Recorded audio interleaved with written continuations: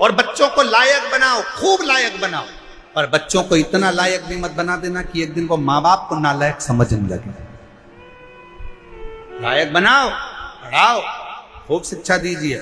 और जिस दिन बेटा कहने लगे पापा तुम्हें कुछ नहीं आता, मम्मी चुप बैठी रहो, पापा तुम बड़बड़ मत करो, चुप बैठे रहो, समझ लेना तुम्हारी शिक्षा किसी काम की नहीं है। तुमने शिक्षा तो दी पर शिक्षा के साथ में संस्कार देना भूल गए थे। जिस दिन तुम्हारी औलाद, तुम्हारा पुत्र ऑफिस में तुम्हारा रुआब है, नौकरी में तुम्हारा रुआब है, घर जाने के बाद तुम्हारी औलाद तुमसे कहे पापा तुम चुप बैठे रहो, तुम्हें अक्ल नहीं है, मम्मी तुम चुप रहो, तुम्हारे को कुछ नहीं आता है, मम्मी चुप रहो, समझ लेना कि तुमने बच्चों को शिक्षा तो दी पर संस्कारों से जोड़ नहीं पाए।